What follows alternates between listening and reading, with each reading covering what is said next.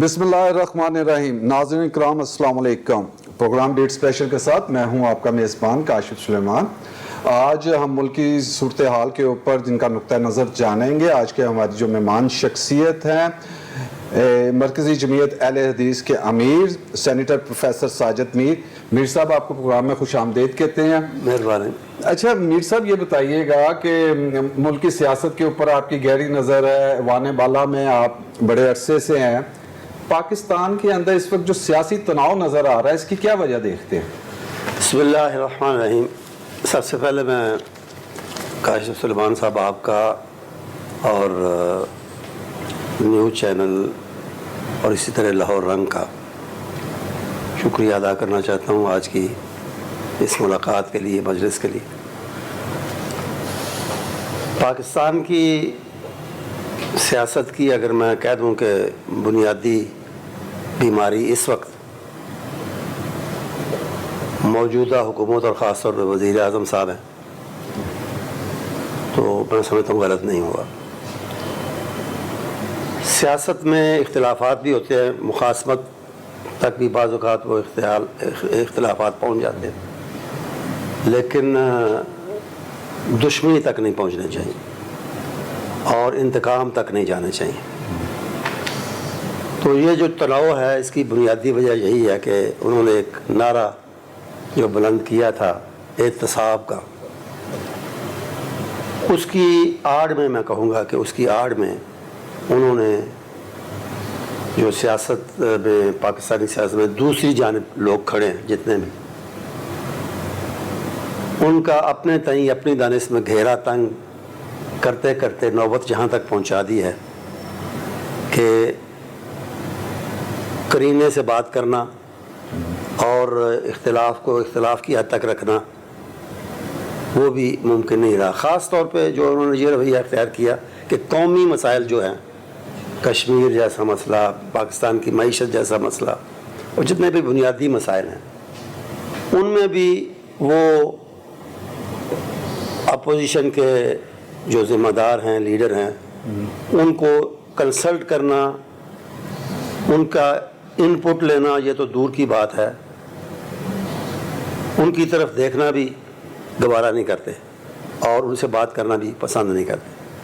تو ظاہر ہے کہ اس سے پھر لیکن میر صاحب یہ دیکھیں نا کہ جب ہم بات کرتے ہیں کہ کیسز کھلے یا چیزیں ہوئی تو ان کا موقف بھی تو ایک سامنے آتا ہے کہ پیناما کا کیس ہو تو ان کے دور کا ہے، اگر آصف علی زرداری کے اوپر کیسز ہوں، پیپلز پارٹی کے لوگوں پہ کیسز ہوں تو وہ مسلم لیگ نون کے دور کے بنے ہوئے ہیں تو وہ کہتے ہیں یہ کیسز ہم نے تو نہیں بنائے. نہیں، بات طریقہ کار کی ہے. کیسز ہوں، ان کو ٹرائی کیے جائیں، دیکھے جائیں، لیکن طریقہ کار کی بات ہے کہ جب کیسز ہیں، کیسز کے ہوتے ہوئے بنیادی سوال میرا پھر وہی ہے، کیسز ہیں جو بھی ہے ان کے ہوتے ہوئے قومی مسائل پر ان کو ایک حد تک کسی نہ کسی حد تک ساتھ لینے، ان کی بات سننے، ان کو بات سنانے میں کیا رجا ہے، کیسے چلتے رہے. لیکن اپوزیشن بھی تو آپ کی اس طرح نظر نہیں آتی. پارلیمنٹ میں دیکھیں تو جو بل ہوتا ہے وہ ساتھ کھڑے ہو جاتے ہیں، باہر آ کے نعرے لگا دیتے ہیں. یہ تو اس طرح لگتا ہے کہ عوام کو مل کے بیوقوف بنا رہے ہیں. یہ تو ان کی حب الوطنی ہے، یہ تو ان کی پاکستان کے ساتھ کمٹمنٹ ہے، جس کی وجہ سے آپ دیکھیں نا یہ حالیہ مثال جو قائم ہوئی ہے یہ FATF کے حوالے سے یہ میوچل لیگل اسسٹنس کا بل، تو اس میں اگر آپ اس بل کو دیکھیں جو اس طرح وہ پیش ہوا پارلیمنٹ میں تو اس میں لمبی لمبی لمبی ترامیم موجود ہیں. وہ کہاں سے آئیں، کیوں آئیں؟ اس لیے کہ انہوں نے مجبوراً، جب خود نہیں لیکن چلو وزیر اعظم کی ٹیم کو، ان کے ساتھیوں کو مجبوراً پاس کرانے کے لیے جب ان کی اپوزیشن کی بات سننی پڑی تو انہوں نے کہا کہ یہ تبدیلیاں کرو گے تو ہم ساتھ چلیں گے. تو تبدیلیاں کرا کے انہوں نے ساتھ دیا، ایسے نہیں دیا. لیکن اگر ہم اس طرح دیکھیں کہ جو اپوزیشن کی ہم بات کرتے ہیں ایک ہی ڈائس کے اوپر کھڑے ہوتے ہیں بلاول اور شہباز شریف، اور وہ کہتے ہیں کہ جو ہمارے قیادت ہے تحریک کی، جو انقلاب کی قیادت ہے وہ شہباز شریف صاحب کریں گے، اور شہباز شریف فوراً ہی آگے سے ان کے بلاول کے کندھے پہ ہاتھ رکھ کے کہتے ہیں یہ ذمہ داری جو ہے یہ میں نوجوان کندھوں کے اوپر ڈالتا ہوں. اس کا مطلب ہے تحریک کی قیادت رہنے کو کوئی تیار نہیں ہے. نہیں، یہ نہیں بات. یہ تو ان کی اخلاقیات ہے، سیاسی اخلاقیات ہے. کل تک تو ہر بندہ قیادت لینا چاہتا ہے, آج قیادت لینے کو بھی تیار نہیں کہ میں لیڈ کرتا ہوں. یہ بات بالکل نہیں. اچھا صاحب مجھے یہ بتائیں, کل کو کوئی وزیر اعظم بن رہا ہوگا, وہ کہیں گے کہ میں یہ ذمہ داری اب نوجوان کندھوں پہ ڈالتا ہوں, وہ اپنے کندھے مضبوط کر کے آ جائیں گے. ٹھیک ہے نا, مطلب ہے کہ اس کا یہ مطلب نہیں کہ وہ اپوزیشن کو لیڈ کرنے سے کتراتے ہیں. اس کا مطلب یہ ہے کہ دیکھیں نا, آخر میں تو کوئی فیصلہ ہوگا نا کہ کون لیڈ کرے گا. وہ بھی کر سکتا ہے, وہ بھی کر سکتا ہے, اس میں کوئی ایسا مسئلہ نہیں ہے. یہ صرف لے کیوں نہیں رہے, کیوں ذمہ داری لینے کے ابھی تک 2 سال گزر گئے ہیں, مجھے اس سے اتفاق نہیں کیا, مجھے اس سے اتفاق نہیں ہے کہ ذمہ داری نہیں لے رہے. مسئلہ یہ ہے کہ وہی بات ہے اخلاقیات والی, کہ جب ساتھ چلنا ہوتا ہے کہتے ہیں کہ پہلے آپ کسی حد تک اس بات کو یا اس اصول کو سامنے رکھنا پڑتا ہے, کہنا پڑتا ہے. الٹیمیٹلی پھر فیصلہ ہو جاتا ہے کہ نہیں جی میں نہیں, آپ ہی کریں گے. مجھے تو لگتا ہے سب اپنی اپنی پرواز میں اور اپنے اپنے جو ٹارگٹ ہیں اس کو اچیو کرنے کے لیے لگے ہوئے ہیں, کیونکہ ان کے اوپر نیب کے کیسز ہیں, پریشرز ہیں, ہر بندہ اپنے پریشر کے مطابق جو ہے بات کرتا ہے. اور جتنی اپوزیشن کرنی چاہیے تھی 2 سال کے اندر, جو کچھ طریق انصاف کی گورنمنٹ نے کیا, اگر آپ لوگ کہتے ہیں ملک تباہ کر دیا, لوگ مہنگائی کی چکی میں پس کے, جسم اور روح کا رشتہ برقرار رکھنا مشکل ہو گیا, اس کے اندر اپوزیشن ہمیں کہاں نظر آئی ہے سوائے بیانات کے؟ کیا کرے اور کیا کرے, دیکھیں نا جب مولانا صاحب نکلے تب بھی اپوزیشن گھر بیٹھ گئی. ایک وقت ہوتا ہے نکلنے کا, ایک وقت ہوتا ہے اور اس کا ایک طریقہ ہوتا ہے. اب اس موسم میں آپ کہیں کہ لوگوں کو نکالو تو وہ تو نہیں نکلیں گے, اس کے لیے وقت کا انتظار کرنا پڑتا ہے, اس کے لیے ماحول بنانا پڑتا ہے. تو دیکھیں انتظار کریں کیا ہوتا ہے. 2 سال ہو گئے, ماحول نہیں بن رہا. ماحول کسی اشارے پہ کہ آپ لوگ بھی امپائر کے انتظار میں ہیں. بات سنیں, 2 سال وہ آپ کیسے شمار کرتے ہیں؟ یعنی آپ کا مطلب یہ ہے کہ ان کے ساتھ شروع ہو جائے, یہ تو ہوتا ہی نہیں ہے. نیٹ صاحب 2019 کے اندر مولانا صاحب نے مارچ پورچ کیے, چیزیں کی, اس کے اندر بھی جتنی شرکت 2 بڑی جماعتوں کی رہی وہ سب کے سامنے. بہرحال ان کی اپنی مصلحتیں ہیں, اپنی ان کا طریقہ کار کا ایک انداز ہے. اور ویسے مولانا صاحب کے پاس ماشاءاللہ کافی تعداد تھی لوگوں کی, اس میں مزید اگر نہیں شامل ہوا تو کم از کم انہیں اخلاقی حمایت ملی, ساتھ ملا, اور ان کی سٹیج سجی, سب کچھ ہوا. اچھا میر صاحب پھر یوں بتائیں کہ مولانا صاحب اب ایک دفعہ پھر جو ہیں وہ دونوں بڑی جماعتوں سے ناراض ہیں, اور وہ یہ آپ لوگوں کی خبریں ہیں بس. اچھا ناراض نہیں ہیں, تو پھر یہ بڑی خبر ہوئی اگر آپ یہ کہہ رہے ہیں کہ مولانا صاحب دونوں بڑی جماعتوں. ناراض کا لفظ میں نہیں مانتا, اختلاف ہے کوئی, اس سے اتفاق نہیں کرتا. پھر کیا ہے, کوئی بنیادی چیزوں کے اوپر دیکھیں نا, ساتھ جب مختلف سیاسی پارٹیاں یا سیاسی افراد چلتے ہیں ساتھ, تو اختلاف رائے تو ہو جاتا ہے. تو اس میں طریقہ کار کا فرق بھی ہوتا ہے کہ, اور ٹائمنگ کا فرق بھی آ جاتا ہے کہ جی اب کرنا ہے یا 2 مہینے یا مہینہ ٹھہر کے کرنا ہے, سب کچھ ہوتا ہے. اس لیے مولانا صاحب کہتے ہیں میں نے پہلے بھی کیا, تب بھی نہیں یہ مانتے تھے, پھر وہ موسم نکل گیا, پھر یہ وقت آ گیا, اب بھی یہ کہتے ہیں. اب جو خبریں اس میں تو یہ وہ کہتے ہیں کہ ہمیں تحریری معاہدہ جو ہے وہ کریں گے. اگر انہوں نے تحریری معاہدے کی بات کی ہے تو میں نہیں سمجھتا غلط کیا ہے, لیکن اس پہ آپ اسے یہ نہیں کہہ سکتے کہ جی وہ اتنا بڑا اختلاف ہو گیا, تحریری معاہدے پر بات آ گئی. تو یہ روٹین کی چیزیں ہیں میرے نزدیک. اچھا یعنی آپ سے میرے مولانا صاحب کی جو ناراضگی یہ روٹین کے اندر ہے, کوئی ایسی چیز نہیں؟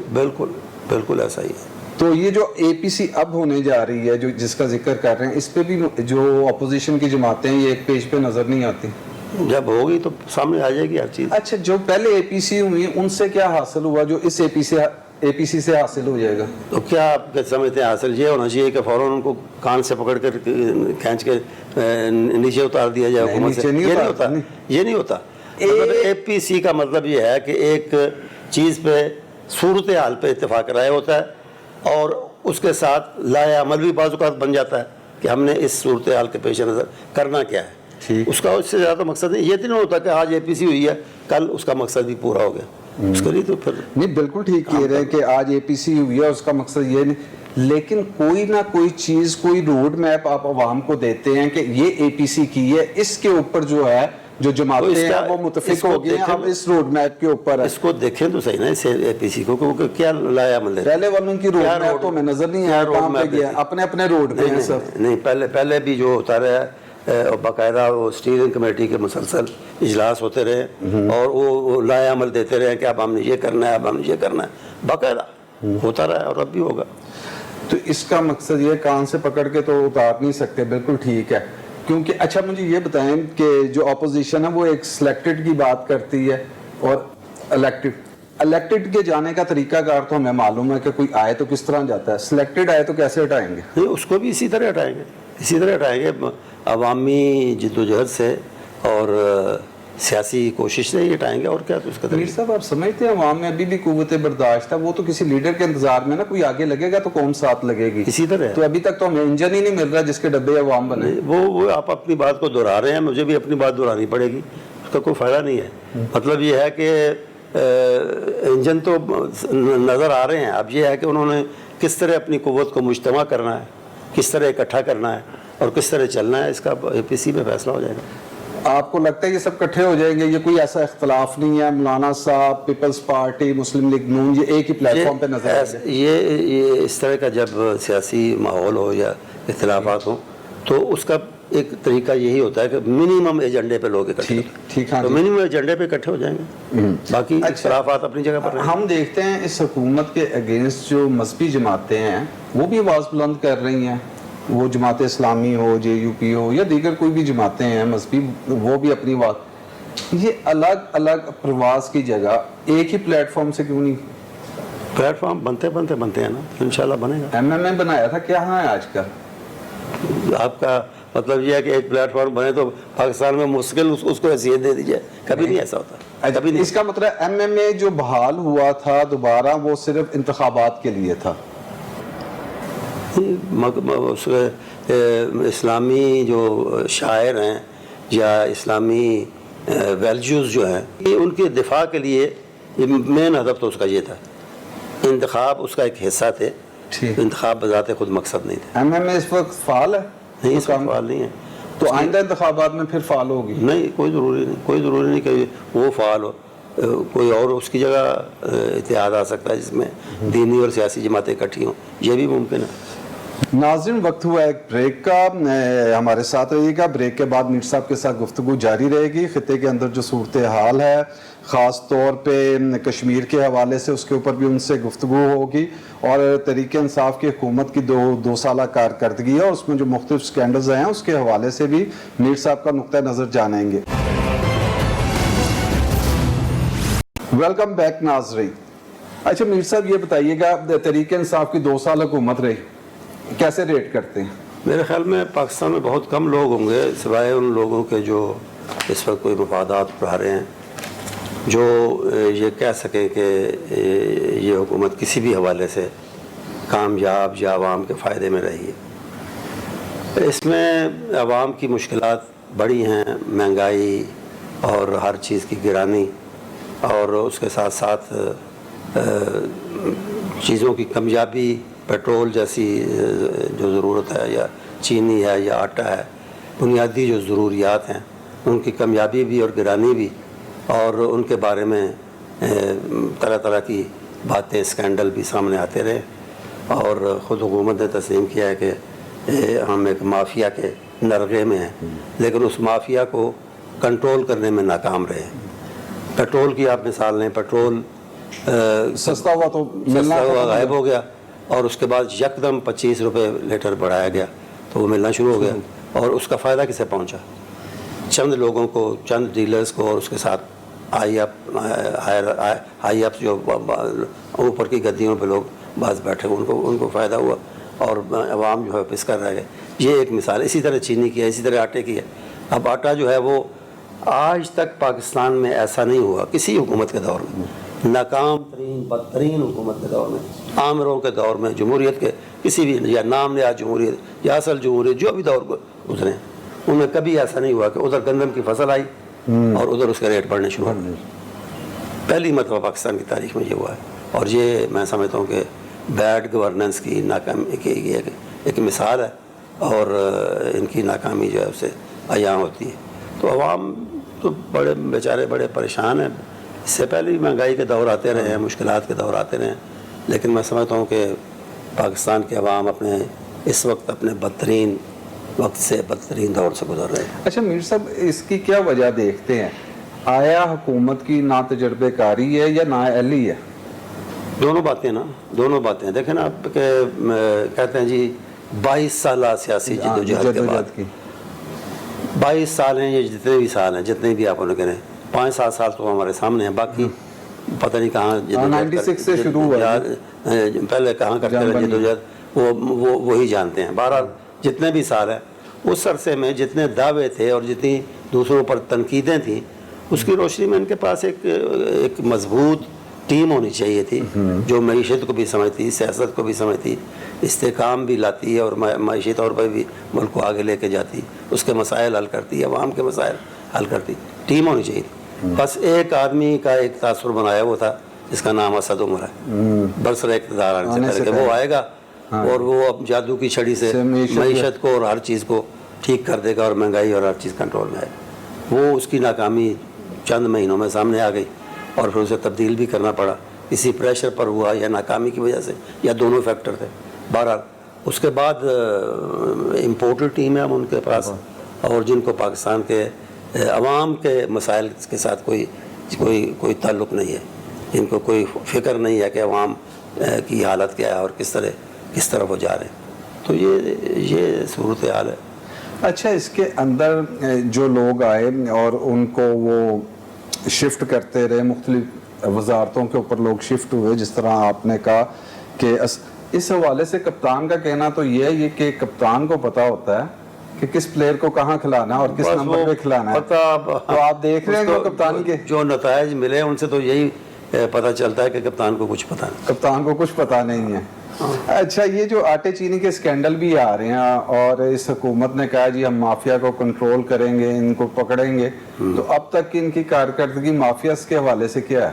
کچھ بھی نہیں ہے، وہ آپ کے سامنے ہے کہ کوئی ایک بندہ اس پہ اپنے ایک بندے پہ بھی الزام لگایا، فیکٹرز اس کے پیچھے اس کو سائڈ لائن کرنے کے فیکٹرز اور تھے، تو بہرحال وہ اسے پھر آرام سے باہر بھجوا دیا ہے، اور باقی لوگ جو ہیں ان کا پتہ نہیں کہ اب یہ میرا خیال یہ ہے، اور جیسا کہ کچھ میڈیا میں آ بھی رہا ہے کہ اس کا ملبہ بھی جو ہے نا وہ اپوزیشن پر ڈال دیا جائے گا کہ بس یہی ہے چور اور یہی ہے ڈاکو۔ یہ آپ کہہ رہے ہیں شوگر اور آٹا مافیا کا یہ کوئی اپوزیشن کے اوپر آنا ہے؟ مجھے یہی لگتا ہے۔ اچھا، ٹھیک ہو گیا۔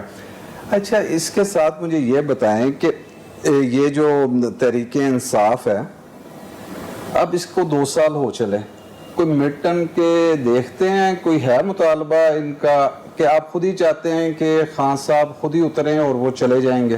نہیں، خود تو سوال ہی پیدا نہیں ہوتا، خود تو کوئی نہیں اترتا، تو یہ تو بالکل اترنے والے نہیں ہیں، لیکن یہ ہے کہ یہ جو آپ کہہ رہے تھے نا کہ اپوزیشن میں سوچ کا فرق، میں سوچ کا فرق ہی کہتا ہوں، تو اس میں یہی ہے کہ ایک سائڈ پہ یہ سوچ ہے کہ مڈ ٹرم انتخاب کے لیے پریس کیا جائے، اور دوسرے یہ سوچ ہے ان ہاؤس کی بھی بات کر رہتے ہیں، جس کا میرے نزدیک کوئی فائدہ نہیں ہے، قطعاً کوئی فائدہ نہیں، اور اس طرح ان ہاؤس تبدیلی اگر لائی بھی جاتی ہے تو اسے حکومت چلے گی نہیں، کیونکہ یہ تحریک انصاف اور موجودہ حکومت جو ہے یہ ون مین شو ہے۔ اچھا میر صاحب، مجھے یہ بتائیں، یہ جو ان ہاؤس تبدیلی کی بات ہوئی کہ پاکستان کی سیاست کے اندر دیکھا ہے کہ جب بھی کوئی -1 کی بات ہو، -2 کی بات ہو، میں نے تو یہ دیکھا کہ وہ چاہے بھٹو صاحب ہوں، وہ میاں نواز شریف صاحب ہوں، یوسف رضا گیلانی ہوں، جتنے بھی ہوئے وہ مائنس ان ہاؤس سے نہیں ہوئے، عدالتوں کے ذریعے مائنس ہوئے۔ تو خان صاحب کا بھی کوئی لگتا ہے آپ کو؟ عدالتوں کے ذریعے فی الحال تو کوئی ایسا کیس نہیں ہے، فارن فنڈنگ کیس ہے، لیکن فارن فنڈنگ کا کیس ہے، لیکن میں نہیں سمجھتا کہ الیکشن کمیشن اس کا کوئی صحیح نتیجہ نکال سکتا ہے، مجھے ڈاؤٹ ہے اس بات۔ اچھا، اگر آج انتخابات ہو جائیں تو کیا دیکھتے ہیں کہ تحریک انصاف دوبارہ حکومت بنانے میں کامیاب ہو جائے گی؟ میں سمجھتا ہوں کہ اس طرح کی سپورٹ جس طرح انہیں باہر سے ملی تھی گزشتہ انتخابات میں، اتنی اور اس طرح کی وہ بھی ملے تو پھر بھی کامیاب نہیں ہوگی۔ اچھا، اب نہیں ہوتا اگر باہر سے بھی سپورٹ ملے، یعنی اس حد تک جس حد تک ملی ہے ملے ہے، اس سے بالکل ہی اور بھی آگے نکل جائیں سپورٹ دینے والے تو پھر شاید کوئی بات بنے، لیکن میرا نہیں خیال کہ وہ اتنے آؤٹ آف دی وے جا سکتے۔ اچھا، سیاسی تجزیہ نگار جی ایک گفتگو یہ کرتے ہیں کہ خان صاحب جو ہیں وہ لاسٹ آپشن ہے، آپشن اور کوئی نہیں ہے۔ یہ تو خام خیالی ہے، اور پاکستان کے عوام سے بھی اور اس کے جو خواص ہیں سیاستدان ان سے بھی زیادتی ہے یہ کہنا کہ اس میں اتنا قحط و رجال ہے اس ملک میں کہ پورے پاکستان میں ایک کے بعد دوسرا بندہ ہی نہیں. کوئی صدارتی نظام کی بھی بڑی گفتگو ہو رہی ہے, ایک دفعہ پھر آواز اٹھائی جا رہی ہے. اس شوشے کو آواز دینے والے بھی خود ہیں تحریک انصاف والے. صدارتی نظام کی بات کرنے والے یعنی آپ نواز شریف کے بارے میں کہتے ہیں نا کہ جی وہ امیر المومنین بننا چاہتا ہے, وہ سارے اختیارات اپنے ہاتھ میں رکھنا چاہتا ہے. اصل میں بندہ جب آ کے بیٹھتا ہے نا, کرنا چاہتا ہے کوئی کام کرنا چاہتا ہے, اس کے دماغ میں ہے یہ وہ وعدے کر چکا ہے, وہ دیکھتا ہے کہ یہ پارلیمانی نظام میں قدم قدم پہ قدغنیں بھی ہیں, رکاوٹیں بھی ہیں, چیک اینڈ بیلنس بھی ہے, تو پھر وہ سوچتا ہے کہ آل ان آل بن جائے کسی طریقے سے. اب صدارتی نظام جو ہے وہ جتنا فیل ہوا ہے پاکستان میں کوئی اور نظام نہیں ہوا. جمہوریت بھی جمہوریت کو تو صحیح طرح آنے نہیں دیا گیا, لیکن صدارتی نظام فوجی ادوار جو تھے وہ کیا تھے؟ صدارتی نظام. صدر ایوب ہو, یحییٰ ہو, ضیاء الحق ہو یا پرویز مشرف, سب ون مین تھے اور صدارتی نظام تھے. تو انہوں نے کیا کیا پاکستان کے لیے؟ پاکستان کو توڑا ہے, پاکستان کو ٹکڑے ٹکڑے کیا ہے, پاکستان میں بدحالی کو عروج تک پہنچایا ہے. تو ناکام رہے ہیں وہ بالکل قطعی طور. پھر یہ ہے کہ صدارتی نظام ہمیں ویسے بھی سوٹ نہیں کرتا. جس طرح کی فیڈریشن ہم ہیں اور جس طرح صوبوں کی سوچیں ہیں, اس میں صدارتی نظام بہت بڑا فیکٹر رہا ہے. صدارتی نظام مشرقی پاکستان کو الگ کرنے میں بہت بڑا فیکٹر ہے. تو اب اگر اس کے بارے میں سوچا جائے ون یونٹ جیسی کوئی چیز یا صدارتی نظام جیسی کوئی چیز, تو وہ صوبے کا بھی اس کے ساتھ خوشی سے نہیں چلیں گے اور ایگری نہیں کریں گے. اچھا, صوبوں کی بات کی, یہ جنوبی پنجاب کو بھی صوبہ بنانے کی بات کی تھی. صوبہ تو نہیں ابھی, لیکن وہاں سیکریٹریٹ جو ہے وہ قائم کیا گیا ہے. آپ سمجھتے ہیں کہ مزید صوبے جو ہیں وہ ملک کے لیے بہتر ہیں اور یہ بننے چاہیے؟ صوبے میں اس کے حق میں ہوں کہ صوبے بنے, لیکن انتظامی بنیاد پہ بنے. انتظام ایڈمنسٹریٹو صرف بنیاد پہ بنے, کوئی لسانی بنیاد نہ ہو, کوئی اور اس طرح کی قومی نام نہاد قومی بنیاد نہ ہو. اچھا, پنجاب اسمبلی میں ابھی تفض بنیاد اسلام بل جو پاس ہوا, اب یہ جو بل پاس ہوا اس کی ضرورت کیوں پیش آئی؟ یہ تو ہمارے ایمان کا حصہ بھی ہے, آئین میں بھی تھا, کوئی نئی بات نہیں. آیا کسی کو میسج کنوے کیا گیا آپ کے خیال میں؟ نہیں, کوئی میسج کی بات نہیں ہے. اصل میں بعض چیزیں ہوتی ہیں اخلاقیات کے دائرے سے ضرورت محسوس ہوتی ہے بعض اوقات کو نکال کے قانون کے دائرے میں لایا جائے. اخلاقی طور پہ تو چیز ہے, جیسے آپ کہہ رہے ہیں کہ جی سب کے دل میں ہے مقدس شخصیات کی یا جو مذہبی دینی اکابر ہیں کسی بھی حوالے سے ان کی عزت سب کے دلوں میں, لیکن یہ ہے کہ بعض اوقات اسے قانونی شکل دینی پڑتی ہے تاکہ کوئی بلیک شیپ, کوئی سیاہ بھیڑ یا کوئی ایسے عناصر, گندے عناصر جو ہیں وہ غلط سمت پہ لوگوں کو نہ لے جائیں اور چلنا شروع. تو اس لیے وہ اسے قانون بنانا پڑتا ہے, اور تو کوئی بات نہیں. اچھا, آپ نے خان صاحب کی تو بات کی, پنجاب کے اندر وسیم اکرم پلس خان صاحب نے لگائے, جی جی, ان کی کارکردگی کو کیسے دیکھتے ہیں؟ یہ میں یہ کہوں گا کہ جس طرح شروع میں یہ تھے اس سے کچھ تھوڑے سے بدلے ہیں. اچھا, بدلے. صاف بات تو یہ ہے, دیانت کی بات یہ ہے کہ تھوڑے سے بدلے ہیں, اور وہ خود بدلا اپنے آپ کو, یا پریشر کی وجہ سے یا کس وجہ سے, تنقید کی وجہ سے. اچھی بات ہے تھوڑا سا بدلیں, لیکن اب بھی اس سے پہلے تو حالات بہت نازک اور خراب تھے, لیکن اب بھی میں سمجھتا ہوں کہ اتنے بڑے اور پنجاب جیسے صوبے کے لیے اس طرح کا بندہ جو ہے نا وہ مناسب اور کافی نہیں ہے. اچھا, پنجاب کے اندر پچھلے دنوں بڑی ہلچل ہوئی, سیاسی جوڑ توڑ کی باتیں, وکٹیں گرانے کی باتیں, اور نون لیگ کے جو لوگ ہیں وہ جا کے تحریک انصاف کے ساتھ جو ہے ملاقاتیں. آپ سمجھتے ہیں کہ پنجاب کے اندر کوئی تبدیلی آ سکتی ہے؟ اور اس طریقے سے میں نہیں سمجھتا کوئی تبدیلی آ سکتی ہے. یہ وہی بات ہے جو کسی زمانے میں ضیاء الحق صاحب نے نواز شریف کے بارے میں کہی تھی, قلعہ مضبوط ہے اس کا. قلعہ مضبوط, تو بس قلعہ جب تک مضبوط ہے وہ چلتا رہے گا. اچھا, قلعہ جو مضبوط ہے تو پھر خان صاحب کا قلعہ بھی مضبوط ہے؟ قلعہ مضبوط تھا, لیکن اب وہ ہل گیا ہے. میں سمجھتا ہوں خان صاحب کا قلعہ ہل گیا ہے, لیکن وہ ہلنے کے باوجود وہ مطلب ہے یا تو اپنی غلطی ماننے کے لیے تیار نہیں ہے، یا یہ بات ہے، اور یا یہ ہے کہ مزید تھوڑا سا وقت کا انتظار کر رہے ہیں، ورنہ اس طرح کا مضبوط رہا نہیں جس طرح تھا۔ کورونا کے آنے سے کوئی حکومت کو ٹائم ملا؟ فائدہ ملا ہے، فائدہ ملا ہے، اور میں سمجھتا ہوں کہ وہ جو قلعہ ہلا تھا وہ انہوں نے کہا کہ ابھی ان حالات میں کرونا آیا تو ان کو چلنے دیں۔ اگر کرونا نہ آیا ہوتا تو شاید اب تک کافی ہل گیا ہوتا۔ اچھا، کرونا کے اندر کیسے اقدامات رہے حکومت کے؟ ہیپیزٹ، اور دوسری بات یہ ہے کہ کنفیوژن کا شکار، یعنی آپ اس سے اندازہ کریں نا کہ آج ہی ایک دن میں وزیر اعظم صاحب دلائل دے رہے ہیں پبلک کے سامنے آ کے کہ جی لاک ڈاؤن نہیں ہونا، اور اسی دن پنجاب میں لاک ڈاؤن ہو جاتا ہے۔ تو اس سے بڑا کنفیوژن کیا ہو سکتا ہے؟ یہ ایک مثال۔ ناظرین، ایک بریک، اس کے بعد جو آخری سیگمنٹ میں ہم میر صاحب کے ساتھ جو ہے وہ کشمیر کی صورتحال، خطے کی صورتحال، اور خاص طور پہ سعودی عرب، ترکی، ملیشیا کی جو اس وقت چل رہی ہے گفتگو، اور پاکستان کے حوالے سے، خطے کے حوالے سے، تو ہم کہاں پہ کھڑے ہیں یہ میر صاحب سے جانیں گے۔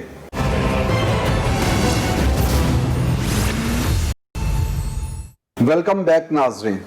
اچھا میر صاحب، اس وقت جو کشمیر کے اندر صورتحال ہے، ہم آج تک سٹینڈ کرتے تھے کہ جو اقوام متحدہ کی قراردادیں اس کے مطابق جو ہے مسئلہ کشمیر کو حل ہونا چاہیے۔ اس وقت ہم یہ دیکھتے ہیں کہ جو مسلم ممالک ہیں جس طرح ٹرکی ہو گیا، ملیشیا، یہ تو بات کر رہا ہے کشمیر کے حوالے سے، لیکن جو سعودی عرب کو جو رول ادا کرنا چاہیے تھا ان کی جانب سے اس طرح کی آواز جو ہے وہ نہیں آئی، اس کی کیا وجہ؟ سب سے پہلی بات تو کشمیر کے بارے میں یہ ہے کہ یہ جو آپ نے کہا ہے نا کہ ہمارا اصولی موقف قرارداد اقوام متحدہ کی قراردادوں پر عمل کی کوشش تھا، یا ان کی طرف ورلڈ کو، دنیا کو توجہ دلانا، یہ ہمارا ایک طریقہ کار رہا ہے شروع سے۔ تو اس سے ہم خود ہٹے، اور ہٹے زیادہ تر ہٹے ہیں پرویز مشرف کے دور میں۔ میں سمجھتا ہوں کہ پرویز مشرف نے مسئلہ کشمیر کو جتنا نقصان پہنچایا کسی اور حکومت نے نہیں پہنچایا، اور ایک تو باڑ لگوائی اس نے، اور عملاً کشمیر کی تقسیم کو تسلیم کیا، اور دوسرا یہ ہے کہ آؤٹ آف دی باکس کی باتیں شروع کی کہ آؤٹ آف باکس ہم حل کریں گے اس کا اور تلاش کریں گے، اور پھر مختلف آپشن انڈیا کو دیے، ان سے ڈسکس بھی کیے۔ تو یہ ظاہر ہے کہ اپنے اصولی موقف سے، تاریخی موقف سے ہٹنے والی بات تھی۔ تو اگر میں ساتھ یہ بھی کہوں کہ اگر کوئی سویلین حکومت ایسا کرتی تو شاید اگلے دن ہی اس کا تیا پانچا ہو جاتا، لیکن اس نے کیا، سب کے سامنے کیا، اور سب نے اسے قبول بھی کیا، یا کم از کم برداشت کیا۔ بہرحال یہ ایک الگ بحث ہے۔ مسئلہ یہ ہے کہ وہ کسی نے کہا کہ مہاتیر محمد سے ملاقات ہوئی کسی ہمارے سینئر آدمی، تو انہوں نے کہا کہ جی آپ تجربہ کار ہیں اور آپ نے دنیا دیکھی ہے اور ملائیشیا کو بھی کہاں سے کہاں تک پہنچایا ہے، تو میں آپ سے رہنمائی لینا چاہتا ہوں کہ یہ ہمارا مسئلہ جو ہے دیرینہ لٹکا ہوا کشمیر کا، اس کے بارے میں ہم کیا کریں۔ تو انہوں نے کہا کہ آپ پہلے ایک تو معیشت کو ٹھیک کریں، دوسرا یہ ہے کہ دنیا میں اپنے دوستوں کی تعداد بڑھائیں اور دشمنوں کی کم کریں۔ تو ہم نے اس مشورے پہ موجودہ دور میں اس طرح عمل کیا ہے کہ سعودی عرب کو بھی ہاتھ سے کھو دیا، جو ہمارا دیرینہ دوست بھی تھا، خیر خواہ بھی تھا، حامی بھی تھا، اور اس نے، میں سمجھتا ہوں کہ اگر کوئی اس کے رویے میں کسی کو شاہ محمود صاحب یا کسی کو کوئی کمی نظر آئی ہے، اگر نظر آئی، تو اس کے سابقہ جو احسانات ہیں معاشی حوالے سے، سیاسی حوالے سے، خود کشمیر کے حوالے سے، ان کو سراسر اور یکدم فراموش نہیں کرنا چاہیے تھا۔ ایسے موقعوں پہ عقل مند لوگ کیا کرتے ہیں، اگر کوئی نظر بھی آتا ہے نا کہ بھائی وہ اتنا التفات کسی معاملے میں ہمارے دوست کا نہیں رہا تو اس سے بیٹھ کے بات کرتے ہیں, اس کا کوئی گلہ ہے تو وہ معلوم کرتے ہیں, اس کے ازالے کی کوشش کرتے ہیں, اس کی بجائے اسے الٹا اور ناراض کرنے کی کوشش نہیں کرتے اپنے الفاظ سے یا اپنے عمل سے. انہوں نے وہی کیا ہے کہ کچھ جو ان کو اپنی دانش میں بات دکھائی دی کہ جی وہ تو ہمارا ساتھ نہیں دے رہے یا کوئی ان کے رویے میں کچھ کمی ان کو نظر آئی تو انہوں نے علل اعلان, یہ کسی وزیر خارجہ کا کام تو نہیں ہے کہ اس طرح وہ بڑھ کے مارے اور اپنے دوستوں کو آنکھیں دکھائے, اور وہ دوست بھی وہ جو کہ بڑے ہی مشکل اوقات میں کام آتے رہے. تو اب اگر وہی بات میں دہرانا چاہتا ہوں کہ اگر کوئی بات تھی بھی اگر تو اسے بیٹھ کے ان سے بات کرتے تو اس کا حل نکل سکتا تھا. آپ جو کہتے ہیں جی ہم بیک چینل ڈپلومیسی فلاں اور یہ کریں گے وہ کریں گے, پہلے کیوں نہیں کی, پہلے کرنی چاہیے. تو آپ سمجھتے ہیں جو موجودہ صورتحال چل رہی تھی اس میں جو وزیر خارجہ شاہ محمود قریشی کا بیان اس نے مزید یعنی آگ لگائی ہے؟ Very in like a foreign minister, بس اتنا ہی میں کہوں گا کہ یہ بیان جو ہے very in like a foreign minister. تو کہا ہے کہ اگر سعودی عرب نہیں آتا تو ان سے ہٹ کر بھی جو وہ ممالک جو کشمیر پہ ہمارے نقطہ نظر کے ساتھ ہیں, میں وزیر اعظم کو مشورہ دوں گا کہ ان کا اجلاس بلا لیا جائے. یہ تو پھر ایک تو پھر خطے کی کیا صورتحال دیکھتے ہیں؟ سیاسی اعلان جنگ ہوگا نا, اعلان ہوگا سیاسی جنگ کا. اچھا, اس کا میرا مطلب ہے کہ ہمیں یہ جاننا چاہتا ہوں اس کا کتنا کے نقصان اگر ہم اس طرح کرتے ہیں کہ جو آپ نے بات بالکل ٹھیک کی ہے کہ دوستوں کی تعداد جو ہے وہ بڑھانی اور دشمنوں کی کم کرنی چاہیے, یا تو دوستوں کی تعداد کم ہو جائے گی, لیکن اس سے کوئی خطے کی سیاست میں بھی فرق پڑے گا. خطے کی سیاست میں اس سے وہ ہمارے نزدیک اس وقت ثانوی حیثیت رکھتی ہے. اصل مسئلہ ہے کشمیر کا اور کشمیریوں کا. کشمیریوں پہ گزشتہ یعنی 70-80 سال سے ظلم ہو رہا ہے, لیکن یہ دور حالیہ جو ہے خاص طور پہ یہ سال جو گزرا ہے اور اس سے پہلے دو چار سال گزرے ہیں ان میں ان کے ساتھ جو کچھ ہوا ہے وہ ناقابل تصور ہے, ناقابل بیان ہے. مطلب آپ اندازہ کریں, آپ کو لاک ڈاؤن میں کچھ نہ کچھ ایک اس کا عکس نظر آیا ہوگا, تھوڑا سا معمولی سا, کہ کس طرح لوگ محدود ہو جاتے ہیں, ان کے معاشی سرگرمیاں بھی محدود ہو جاتی ہیں اور لوگ بھوکے مرتے اگر نہیں تو کم از کم بھوک محسوس ہونا شروع ہو جاتی ہے. تو یہ ساری چیزیں جو ہیں ایک سال مسلسل, یہاں تو لاک ڈاؤن ہوئے نا وقفوں سے, اور کبھی سمارٹ اور کبھی غیر سمارٹ, اور ابھی تو کوئی دشمن کی فوج نہیں جو آپ کو ڈنڈا اور گولی بھی مارتی ہے. یہ جن حالات میں انہوں نے یہ سال گزارا ہے اور اس سے پہلے کچھ سال گزارے وہ واقعی ناقابل بیان ہے, ناقابل تصور ہے. تو ان حالات میں مطلب ہے کہ ان کی مدد جو بھی ہم کر سکتے ہیں, جس طرح کی بھی کر سکتے ہیں, وہ کرنے کی بجائے ہم تماشائی بنے ہوئے ہیں. اچھا, یہ مسئلہ تو دیکھیں نا جی بہت پرانا ہے, سٹارٹ سے جب بنا اور ہری سنگھ نے جو ادھر کیا. کہنے کا مقصد یہ ہے کہ اس حکومت کی خارجہ پالیسی اور پچھلی حکومتوں نے بھی کیا کیا, جو خارجہ پالیسی کشمیر کے حوالے سے رہی, اب اس کو اتنا عرصہ ہو گیا, ہم نے سوائے کہ کشمیریوں پہ ظلم شروع ہوا تو ہم نے یوم سیاہ بنا لیا, بڑھ گیا ہم نے 5 فروری کا دن رکھ لیا. یہ حکومت آئی تو اس نے یوم استحصال ریلی نکال لی منانے کے لیے. تو یہ دن بڑھا رہے ہیں, تو اگر کوئی اور ظلم بڑھنا شروع ہوگا تو دن بڑھائیں گے. منانے کے لیے ایک دن اور مل گیا, تو یہ تو کوئی بات نہیں اور یہ تو کوئی حل نہیں ہے مسئلے کا. اصل میں وہی ہے کہ میں یہ کہنا چاہتا ہوں کہ پاکستان کی کسی حکومت نے بھی کشمیریوں کا جو ہم پر حق ہے وہ ادا نہیں کیا. جتنی وہ محبت پاکستان سے کرتے ہیں اس کا حق ہم نے ادا نہیں کیا. پتہ ہے, اس کو دہرانے کی ضرورت نہیں ہے, آپ جانتے ہیں, سب جانتے ہیں کہ کس طرح وہ جانیں دیتے ہوئے بھی پاکستان کا نام لیتے ہیں, جان دینے کے بعد بھی پاکستان میں پرچم لپٹنا پسند کرتے ہیں, اور پاکستان کی کسی میچ میں فتح پر بھی جتنے خوش ہوتے ہیں. ساری باتیں وہ آتی رہتی ہیں میڈیا میں, سب کو معلوم ہے. لیکن کسی حکومت نے اس کا حق ادا نہیں کیا, کسی بھی حکومت نے. پرویز مشرف تو حد سے پار چلا گیا, اور موجودہ حکومت جو ہے اس نے اور کچھ نہیں, ان کا میرے نظر سب سے بڑی کوتاہی یہ ہے کہ ان کو حق خود ارادیت جو ان کا حق ہے وہ دلانا تو بڑی دور کی بات ہے. اس کے لیے کوشش کرنا, کم از کم کوشش کرنا, اور دنیا کے بڑے ملکوں کو اور رائے عامہ کو ہموار کرنا تو بہت بڑا کام ہے، وہ تو نہیں ہوا، لیکن جو ان کی مظلومیت کی طرف توجہ ہے کم از کم وہ تو ہو سکتا تھا، اور جس طرح اس کو دنیا میں ڈسپلے کرنا چاہیے تھا، یا جس طرح اسے مارکیٹ کا لفظ شاید مناسب نہ ہو، یعنی مظلومیت کو مارکیٹ کرنا، مطلب ہے کہ دنیا کو بتانا جی جو بھارت کا چہرہ دکھاتے ہیں، کوئی لابنگ کرتے ہیں، جس انداز میں بتانا ضروری تھا وہ نہیں کیا۔ مطلب ہے کہ یہ جب سے یہ خاص طور پہ گزشتہ سال انہوں نے بہت بڑا اقدام کیا تھا، ایک آئینی اور سیاسی کشمیر میں جو کی خصوصی حیثیت کو ختم کرتے ہوئے اپنے آرٹیکل کی اپنے کانسٹیٹیوشن کی 370 کو ختم کرنا، اس کے بعد تو چاہیے تھا کہ 2 بندے پاکستان کے، ایک وزیر خارجہ ایک وزیر اعظم، وہ کچھ مہینوں تک باقی سارے کام مؤخر کر کے پیچھے ڈال کے اور پاکستان کو چھوڑ کر نکل جاتے ہیں۔ کیا مطلب نہیں کہ مسلسل باہر جاتے، لیکن جو ایک